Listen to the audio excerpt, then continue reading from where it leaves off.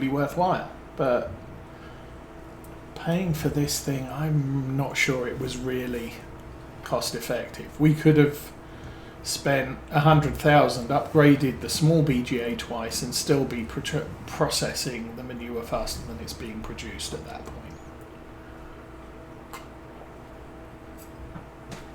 Which then means that the production is going to be sitting idle most of the time. But it didn't cost us. Yeah, this thing's cost us 250,000. So that's a lot of money sunk into a production that's not going to be 100% capacity 100% of the time. It was a mistake.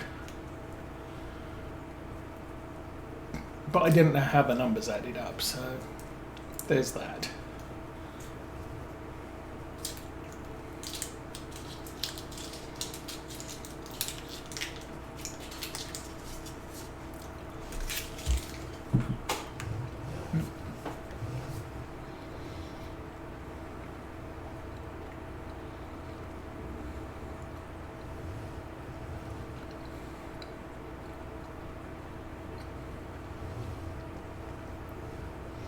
So we'll take one more cartload over there.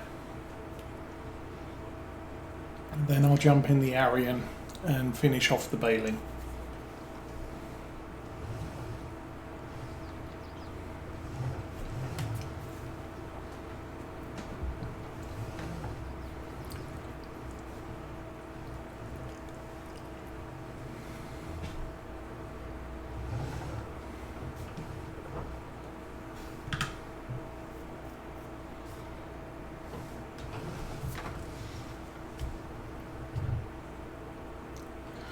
So maybe to do this more realistically, I should get myself a wheel loader.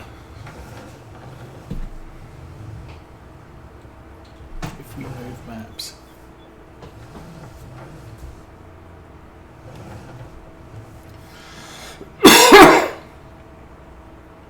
Now the Glenleithan farms, for the most part, have the in-game bale shed. Bale storage shed. I don't know if Cavalier Roy has messed with the capacity of those either, so that they'll store more bales. Considering the amount of cows he's allowing to be supported in the cow sheds, it's entirely possible that he's bumped that up from 250 to something a little bit more crazy.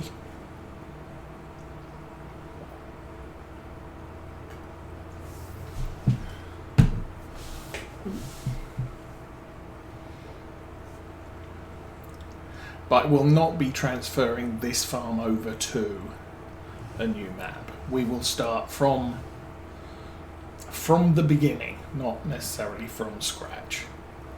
We did the struggle with this one.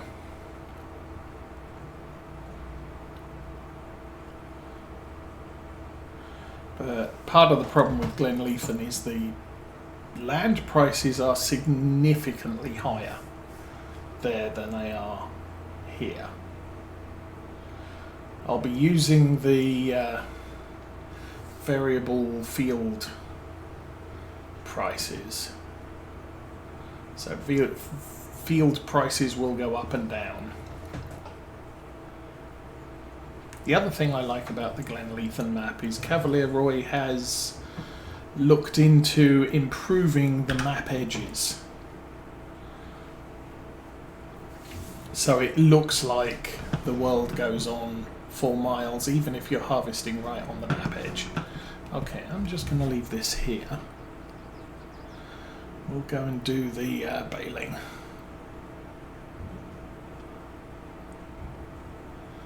Let that drop down and bale.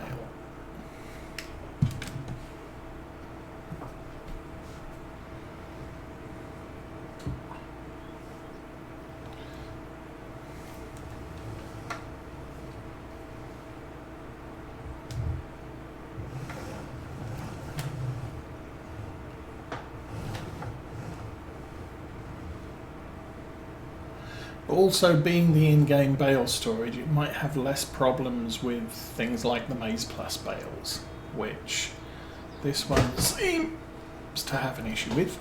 Caught it. Yes.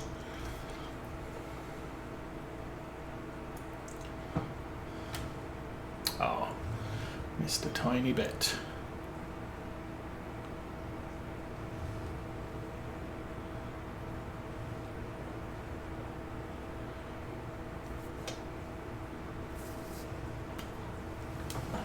Maybe we'll go this way.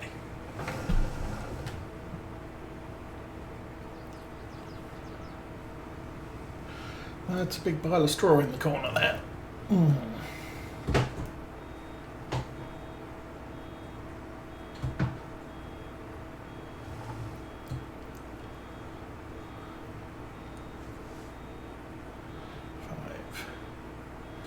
Blah.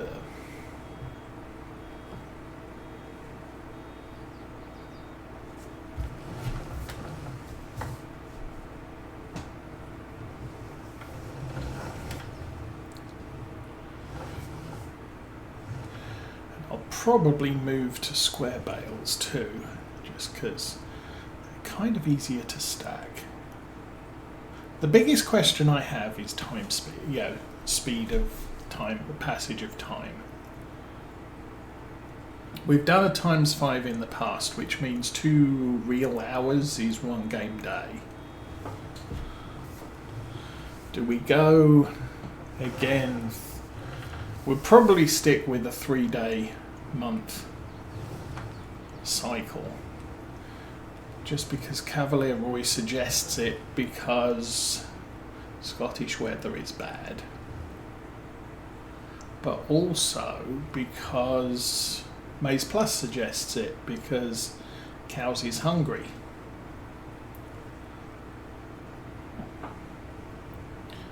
We're kind of struggling to keep up with their demands at times. Is that straw on the edge of the field I just went past?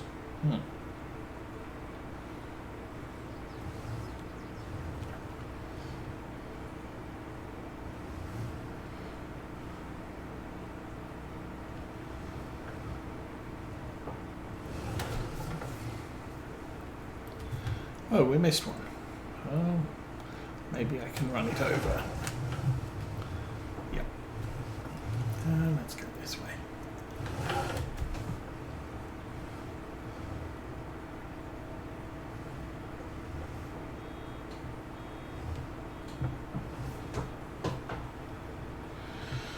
Okay.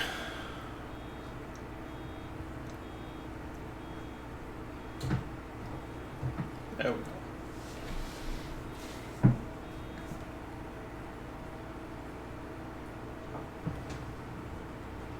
Might need to make a run to the fridge too.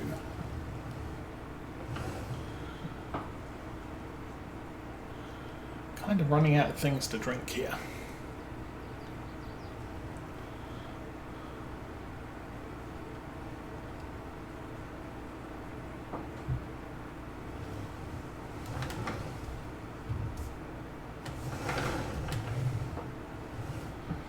It's fine.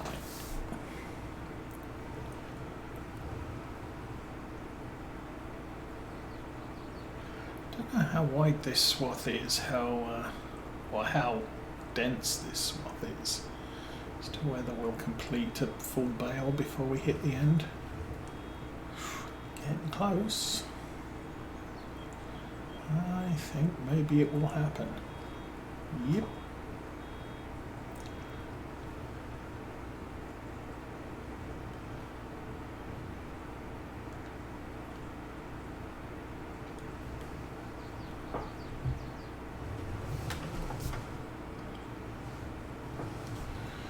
Okay.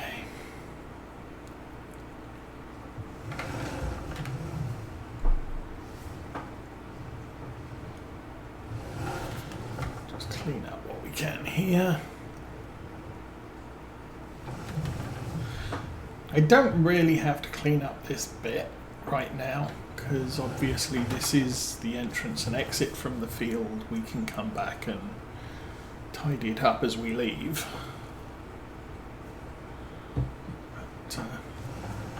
That's fine.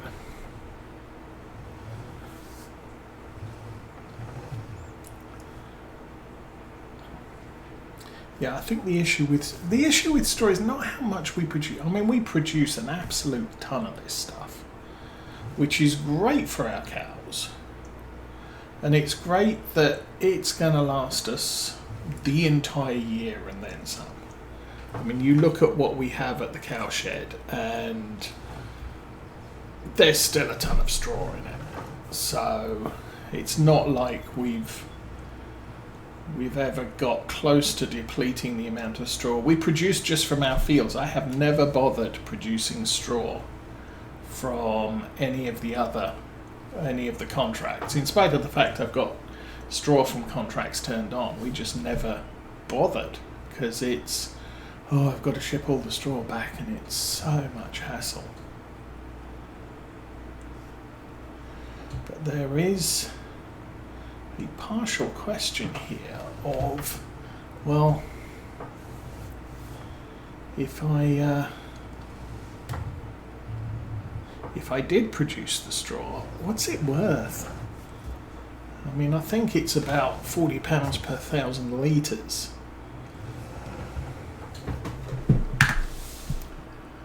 Let's check on that straw. It's less than £40 per 1,000 litres. We got 40,000 litres, so 40 times 33 is 330. It's about £1,000.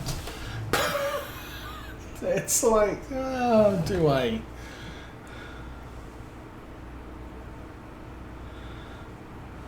Yeah, 40,000 litres is £2,000. I've produced, I think we were saying 220,000 litres. So even that is £5,000. Do I really need to worry about £5,000 in the grand scheme of things? Probably not. Which is why I don't bother collecting it. But it's a great food source, so that's definitely a thing. Can we put it in our biogas plant? I didn't think about that. Yes. We need a lot of it, but we'd have 220,000 litres of that. And it would produce income. Maybe it's maybe having, because we've got a BGA, maybe producing the straw is a plan, because we can convert it into usable stuff. And I'm not using any mod that makes the straw into a fertilizer if you do it. What am I saying? You can do there's a mod, or there has been a mod in the past called Chop Straw, which just lets you chop the straw, deposit it on the field, and it will count as a manure source. But we're using precision farming, so it might not work quite so well for us. Oh, it's so much. I don't remember if I put a weight on the front of this. No, I didn't.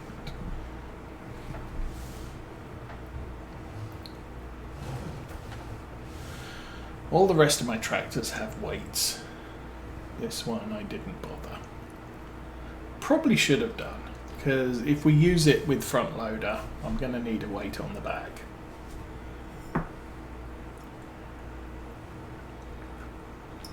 I have been getting to notice that including a weight on a tractor is definitely a good plan in many situations.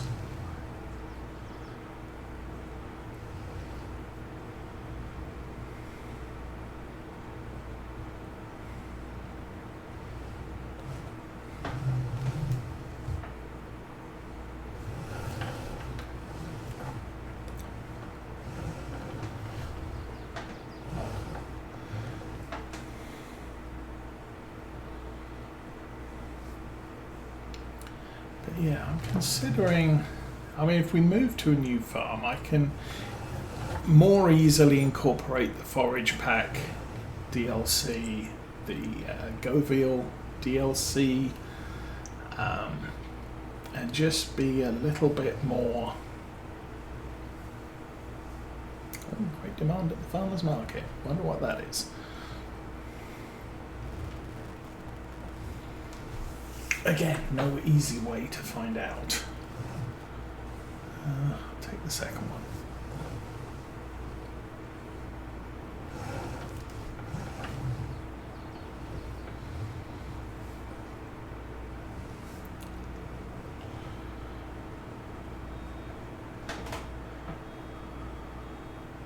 I don't even know where the farmers market is on this map. I do, but I forget.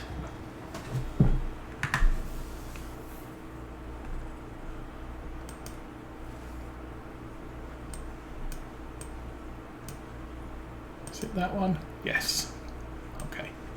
It's next to the bale sell point. And occasionally that's a place we sell stuff. Most of the stuff we sell is at the export. But yeah, as far as convenience from this farm, everything is on the other side of the map, so it's just a long drive for all the things. Except the dairy and the supermarket. And the supermarket, as we've said, doesn't give us an environmental bonus, so I only go there because it's convenient, not because it's worth it.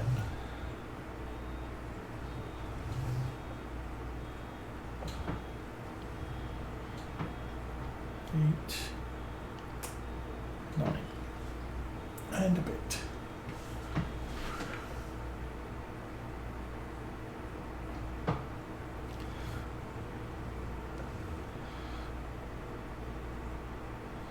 So yeah, not sure. I don't even know when Mrs. Osa's going to pick up the kids, but usually about lunchtime, and they usually need food, so that will be a thing. But then sometime this afternoon I need to go shopping and buy stuff. I mean, I'm not in critical need of fish food, but we are getting low. And getting noticeably low. So I kind of definitely don't want to run out of fish food. Fish would not be happy bunnies. Fish are never happy bunnies. They're fish. Speaking of which, we have many bunnies outside. Fortunately, they haven't figured out that one of them figured out how to get on the deck, because he had all the shoots last year from something we planted up here, so we didn't get much of a crop of anything. But now that I've got some decent height planters, Bunny's not getting up there. So he can get on the deck. He can probably eat the tomato leaves. Maybe even the onions, if and when they start growing. The onions do not appear to be growing. But we have become lettuce farmers. We have we planted 2, but we have 2 healthy growing lettuce plants. So I'll be able to have lettuce in my sandwiches. Problem with me is it's sort of, I'll buy a head of lettuce and then more than half of it will go bad before I eat it all. So I end up with why am I buying this if I'm throwing more than half of it away? And similarly with tomatoes, I will eat tomatoes on burgers, in sandwiches, but I don't eat them fast enough to buy a bag of tomatoes. So again, it comes down to, why am I buying this if I'm throwing more than half of them away? Back when I lived on my own, I used to have similar problems with potatoes. I'd buy a bag of potatoes and they'd grow legs and run away.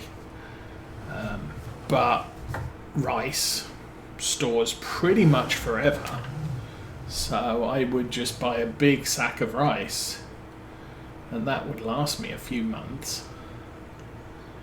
And I didn't have to worry about running out of rice or it going bad. So before I got married, rice was a good staple for me because I didn't get concerned that, well, I'm buying so much of it and it just goes bad before I can eat it all.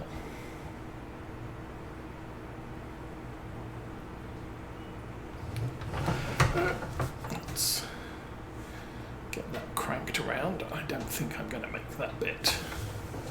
Not really.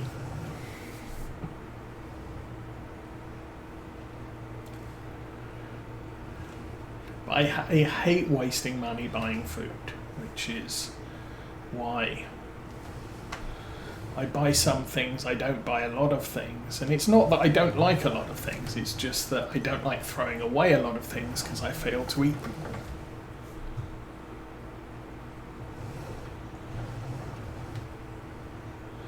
all. VH Trucking is playing Farming Simulator. Well, there you go.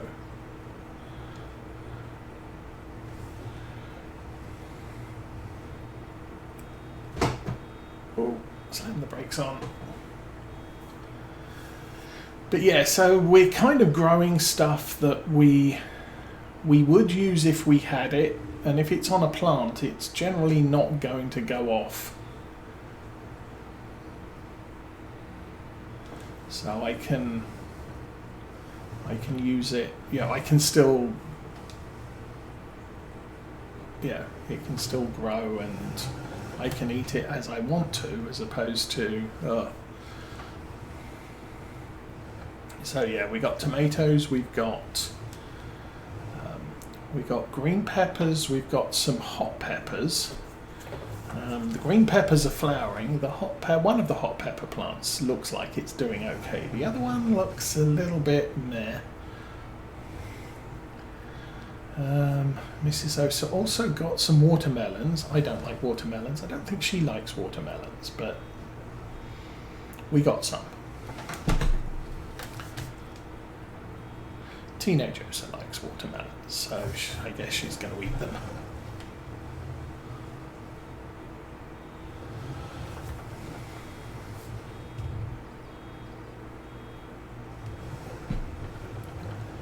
And then we got, I think, 4 cauliflowers. I like cauliflowers. Cauliflowers are incredibly good, versatile would be the word. So happy to get some cauliflowers. And then I think she's planning on planting some carrots in the remaining area. And then we got a whole bed of random herbs.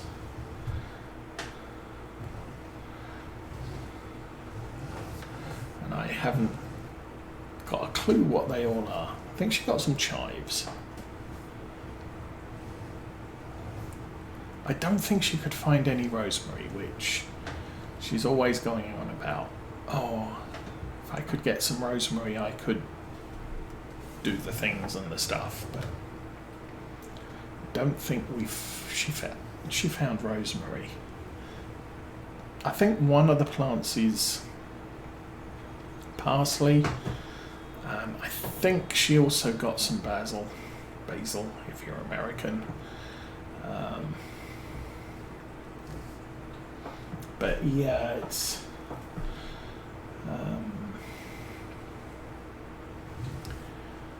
but that's all the planters that I grew or that I made this year. So now we have all of our plants except the tomatoes, because she planted them in buckets, are off the ground, so the rabbits can't get to them.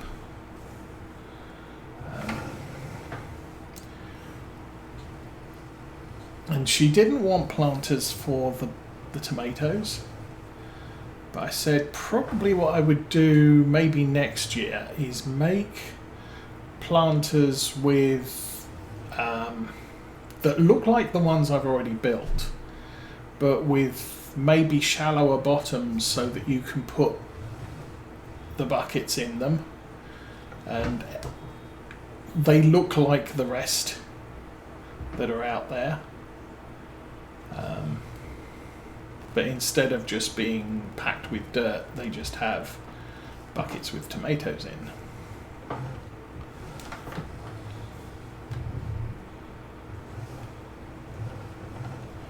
So she doesn't, she can still use the buckets, but the whole thing looks cleaner.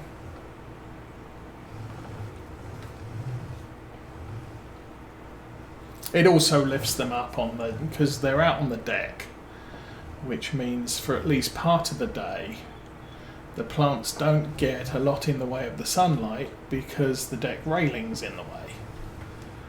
But if I put them in planters, they're raised up to a better height so that the sun can get to them throughout the day.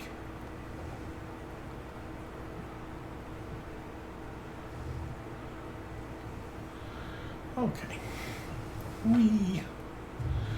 round and around and around we go. So I've only got a couple more rows to do. Then we've got another bale to come out.